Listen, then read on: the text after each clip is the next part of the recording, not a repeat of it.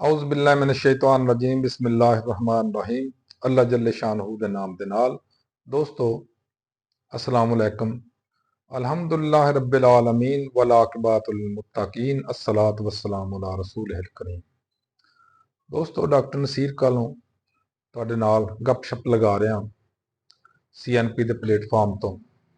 अक्सर तुहाडे नाल मुखातब होने की कोशिश करना, कदी कदी विच छुट्टी भी हो जाती है, कदी कदी गैर हाज़री भी हो जाती है, लेकिन ये सब कुछ मसरूफियत की वजह तो कदी कदी हो जाता, वगैरह दिल तो चाहता कि तुहाडे नाल रोजाना गपशप हो जाए। दोस्तों अज का टॉपिक जिते मैं गल करनी चाह रहा हूँ वो कल की तसलसल है, कल का कंटीन्यूटी है। कल जो एक टॉपिक शुरू किया कि अलीपुर डिस्ट्रिक्ट मुजफ्फरगढ़ के अंदर एक बाप ने या एक शख्स ने अपने 7 बच्चे और अपनी बीवी को मार छड्या, कतल कर दिता। दोस्तों मैं अज बतौरे साइकैट्रिस्ट उत्ते गल करनी चाह रहा, नॉट बतौरे न्यूट्रिशनिस्ट। देखो इंसान के अंदर अल्लाह ताला ने बहुत कुव्वतां दित्तियां ने, बड़ियां ताकतां दित्तियां, बड़ी सोच समझ दी है। और अल्लाह ताला ने कुरान जी च फरमाया जिसको हमने हिकमत दे दी उसको सब कुछ दे दिया।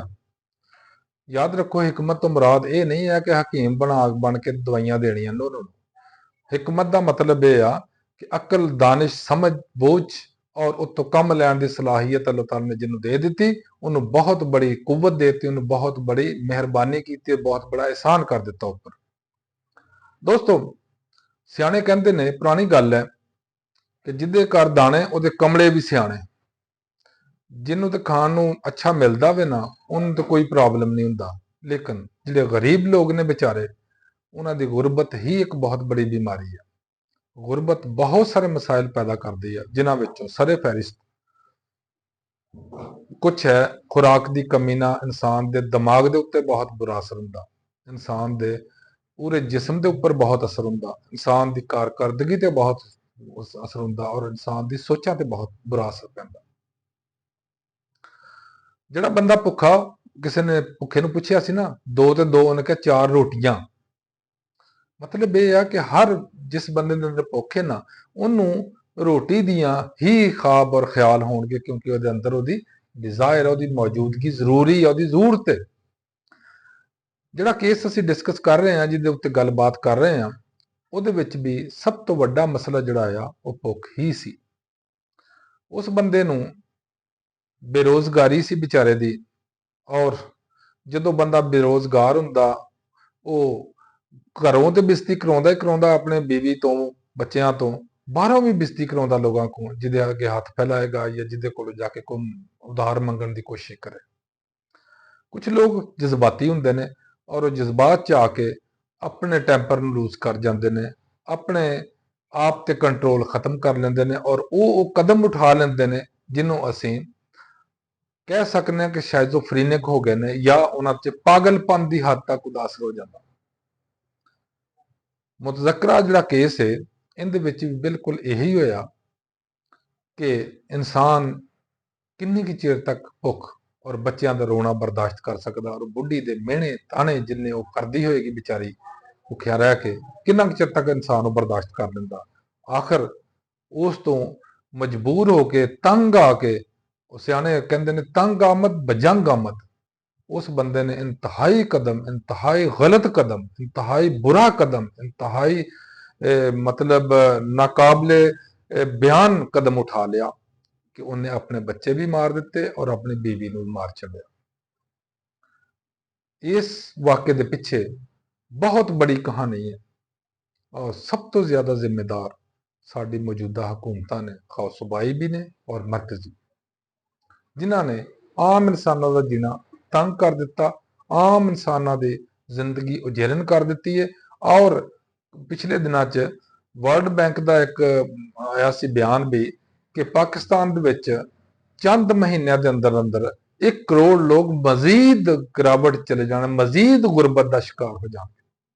पहले भी साडे मुल्क के अंदर जिहड़ा मीडियम तबका या जिन्हों असीं सफेद पोश लोग कहने आ, वो बेचारे गुरबत की तरफ धकेले जा रहे हैं और वो गुरबत के तो तंग होने के। हालांकि सब तो वर्किंग जिहड़ी लीट आ ਵਰਕਿੰਗ ਲੋਕ ਨੇ ਜਿਹੜੇ ਵਰਕਿੰਗ ਜਿਹੜੀ ਪਾਵਰ ਸਾਡੀ ਹਿਊਮਨ ਪਾਵਰ ਜਿਹੜੀ ਹੈ ਉਹ ਹੁੰਦੀ ਹੀ ਇਹਨਾਂ ਦੀ ਮੀਡੀਅਮ ਤਬਕੇ ਦੀ ਆ, ਵਾਈਟ ਕਾਲਰ ਲੋਕਸ ਦੀ ਆ।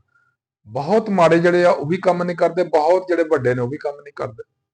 ਲਿਹਾਜ਼ਾ ਜਿਉਂ-ਜਿਉਂ ਗੁਰਬਤ ਵੱਧਦੀ ਜਾਏਗੀ ਉਹ ਮੀਡੀਅਮ ਤਬਕਾ ਮੁੱਕਦਾ ਜਾਏਗਾ ਔਰ ਗੁਰਬਤ ਦੀ ਤਰਫ ਉਹ ਗਾਮਜ਼ਨ ਹੋ ਜਾਏਗਾ। ਹੋਏਗਾ ਕਿ ਗਰੀਬ ਜਿਹੜੇ ਨੇ ਉਹ ਗੁਰਬਤ ਦੇ ਤੋਂ ਤੰਗ ਹੋ ਕੇ ਉਹ ਆਪਸ 'ਚ ਇਹ ਕੁਝ ਕਰਨਗੇ ਜੋ ਇੱਥੇ ਹੋਣਾ ਸ਼ੁਰੂ ਹੋ ਗਿਆ। ਦੋਸਤੋ, ਇਨਸਾਨ ਦੀ ਭੁੱਖ ਉਹਦੇ ਦਿਮਾਗ ਤੇ ਵੀ ਬੁਰਾ ਅਸਰ ਕਰਦੀ ਆ, ਉਹਦੇ ਜ਼ਿਹਨ ਤੇ ਬੁਰਾ ਅਸਰ ਕਰਦੀ ਆ, ਉਹਦੇ ਪੇਟ ਤੇ ਕਰਦੀ ਆ, ਉਹਦੀ ਸੋਚਾਂ ਤੇ ਵੀ ਕਰਦੀ ਆ, ਉਹਦੀ ਔਲਾਦ ਤੇ ਵੀ ਕਰਦੀ ਆ, ਉਹਦੇ ਘਰਦਿਆਂ ਤੇ ਵੀ ਕਰਦੀ ਆ। ਇਸ ਦੇ ਵਿੱਚ ਅਸੀਂ ਦੋ ਚੀਜ਼ਾਂ ਦੇਖਨੇ ਆ। ਗਰੀਬ ਆਦਮੀ ਆਖਰਕਾਰ ਕਿੰਨਾ ਚਿਰ ਤੱਕ ਬਰਦਾਸ਼ਤ ਕਰੇਗਾ। ਉਹਦੀ ਗੈਰਤ ਵੀ ਜਵਾਬ ਦੇ ਜਾਂਦੀ ਹੈ ਵਿਚਾਰੇ ਦੀ ਔਰ ਉਹਦੀ ਹਿੰਮਤ ਵੀ ਜਵਾਬ ਦੇ ਜਾਂਦੀ। ਜਦੋਂ ਇਨਸਾਨ ਇਹਨਾਂ ਦੋਨਾਂ ਚੀਜ਼ਾਂ ਤੋਂ ਆਰੀ ਹੋ ਜਾਂਦਾ ਫਿਰ ਇਹੋ ਕੁਝ ਹੁੰਦਾ ਜੋ ਇਸ ਕੇਸ ਦੇ ਵਿੱਚ ਹੋਇਆ। ਕਿਉਂਕਿ ਜਿਸ ਬੰਦੇ ਨੂੰ ਆਪਣੀ ਬਰਦਾਸ਼ਤ ਤੇ ਭੁੱਖ ਕਰ ਲੇਗਾ, ਲੇਕਿਨ ਆਪਣੀ ਔਲਾਦ ਦੀ ਭੁੱਖ ਬਰਦਾਸ਼ਤ ਕਰਨੀ, ਛੋਟੇ ਛੋਟੇ ਬੱਚੇ, ਬਹੁਤ ਹੀ ਮੁਸ਼ਕਲ ਹੁੰਦਾ ਇਨਸਾਨ ਵਾਸਤੇ। ਇੱਕ ਰਵਾਇਤ ਮੈਂ ਤੁਹਾਨੂੰ ਸੁਣਾ ਦਿੰਦਾ ਕਿ ਇੱਕ ਦਫਾ ਦਾ ਜ਼ਿਕਰ ਹੈ ਕਿ ਇੱਕ ਸ਼ਖਸ ਰਾਤ ਨੂੰ ਬਾਦਸ਼ਾਹ ਸੀ ਵਕਤ ਦਾ, ਉਹ ਲੋਕਾਂ ਦੇ ਹਾਲਾਤ ਪਤਾ ਕਰਨ ਵਾਸਤੇ ਜਾਂਦਾ ਹੁੰਦਾ ਸੀ। ਮੈਂ ਉਹਨਾਂ ਦਾ ਨਾਮ ਵੀ ਲੈ ਦਿੰਦਾ, ਹਜ਼ਰਤ ਉਮਰ ਫਾਰੂਕ ਨਾਲ। ਸਾਡੇ ਵਾਸਤੇ ਬਹੁਤ ਬੜੇ ਬਜ਼ੁਰਗ ਸਨ, ਸਾਡੇ ਬਹੁਤ ਬੜੀ ਸ਼ਖਸੀਅਤ ਸਨ, ਸਾਡੇ ਵਾਸਤੇ ਬਹੁਤ ਬੜੇ ਗਾਈਡ ਸਨ, ਬਹੁਤ ਬੜੇ ਰਹਿਨੁਮਾ ਸੀ ਸਾਡੇ ਦੀਨ ਦੇ ਵੀ ਔਰ ਸਾਡੇ ਵੀ। ਉਹ ਗਏ ਇੱਕ ਘਰ 'ਚ, ਉੱਥੇ ਖੱਪ ਪਈ ਸੀ, ਮਤਲਬ ਬੀਬੀ ਗਾਲਾਂ ਕੱਢਣ ਡਈ ਸੀ ਮਾਈ ਕਿ ਬਾਦਸ਼ਾਹ ਨੂੰ ਪਤਾ ਹੀ ਨਹੀਂ ਅਸੀਂ ਭੁੱਖੇ ਇੰਨੇ ਦਿਨਾਂ 'ਚ ਬੈਠੇ ਆ, ਇੰਨੇ ਦਿਨਾਂ 'ਚ ਅਸੀਂ ਤਕਲੀਫ 'ਚ ਬੈਠੇ ਆ ਤੇ ਤੁਸੀਂ ਇਹ ਕੀ ਲੋਕ ਕਰਦੇ ਨੇ, ਸਾਡਾ ਬਾਦਸ਼ਾਹ ਕੀ ਆ, ਬਾਦਸ਼ਾਹ ਨੂੰ ਕੋਈ ਪਤਾ ਹੀ ਨਹੀਂ ਵੀ ਸਾਡੇ ਨਾਲ ਕੀ ਕੁਛ ਹੋਣ ਡਿਆ। ਗੱਲ ਸੁਣ ਕੇ ਉਹ ਬੀਬੀ ਅੰਨੀ ਸੀ, ਅੱਖਾਂ ਤੋਂ ਨਜ਼ਰ ਨਹੀਂ ਸੀ ਆਉਂਦਾ ਉਹਨੂੰ। ਸੁਣ ਕੇ ਉਹਦੀ ਗੱਲ ਤੇ ਫੌਰਨ ਵਾਪਸ ਪਲਟੇ, ਆਣ ਕੇ ਆਪਣਾ ਜਿਹੜਾ ਬੈਤੁਲ ਮਾਲ ਸੀ ਉਹਦੇ ਚੋਂ ਆਟਾ ਲਿਆ, ਆਟਾ ਲੈ ਕੇ ਉਹਨਾਂ ਦੇ ਘਰ ਗਏ। ਘਰ ਜਾ ਕੇ ਉਹਨੂੰ ਦਿੱਤਾ, ਬੀਬੀ ਜੀ ਅਸਲਾਮ ਅਲੈਕਮ। ਵਾਲੇਕੁਮ ਸਲਾਮ। ਇਹ ਤੁਹਾਡੇ ਲਈ ਆਟਾ ਭੇਜਿਆ ਵਾ ਬਾਦਸ਼ਾਹ ਨੇ। ਖੁਦ ਲੈ ਕੇ ਉਠਾ ਕੇ ਗਏ ਔਰ ਜਾ ਕੇ ਕਿਹਾ ਬਾਦਸ਼ਾਹ ਨੇ ਤੁਹਾਡੇ ਲਈ ਆਟਾ ਭੇਜਿਆ, ਉਹਨੂੰ ਅਸਲ 'ਚ ਤੁਹਾਡਾ ਪਤਾ ਨਹੀਂ ਸੀ ਲੱਗਾ ਕਿ ਤੁਹਾਡੇ 'ਚ ਇਹ ਹਾਲਾਤ ਨੇ।